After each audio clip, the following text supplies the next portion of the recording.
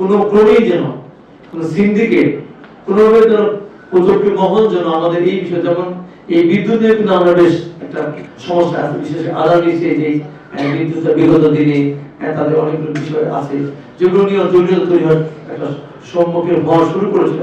আমরা কিন্তু গতকালকে মিটিং করে আজকে মিটিং করে সেটা কিন্তু একটা জায়গায় আনা আছে। কারণ এই রমজান মাসে কিন্তু আমি যতই যা বলি মানুষ যারা এখন বিএনপি ক্ষমতায় ইলেকট্রিসিটি না থাকলে কিন্তু একবারকে সময় আমাদের গালিগালাজ শুরু হবে।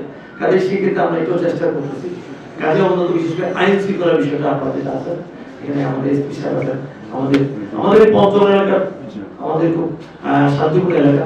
তারপর আমি একটা মেসেজ দিই, সেই মেসেজটা ক্লিয়ার হচ্ছে এটাই যে আমাদের দল ক্ষমতা আসছে, আমাদের বিশেষ জনগণের ম্যান্ডেট নেই, তাই বলে যেসব জনগণ আমাদেরকে ইলেকশনে ভোট দেয় নাই তারা আমাদের বাইরে না, আমরা কিন্তু সবারই প্রতিনিধি।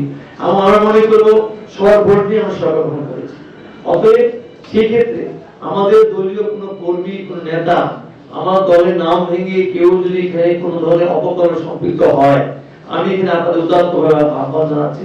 সেই ক্ষেত্রে আমি যখন ব্যক্তিগত দায়িত্ব বহন করবো, আমার পঞ্চায়েত এলাকার সাথে আমাদের আমাদের উনিও নেবেন না, আমাদের যে প্রধানমন্ত্রী বলেছেন স্পষ্টভাবে গতকালকে আমাকে মিটিং বলেছে, কারো কোনো ব্যক্তি কোনো দ্বারা আমার দল ক্ষতিগ্রস্ত দল ইমেজপূর্ণ হয় আমার অনুরোধ থাকলে উনি বলেছেন আপনারা চলে যান, আপনার মতো মানুষের আমাদের দরকার নাই।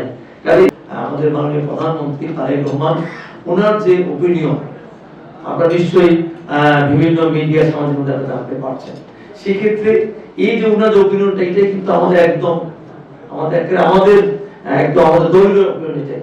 আমরা এই ক্ষেত্রে আমরা কোনো ধরনের ছাড় দিতে চাই না।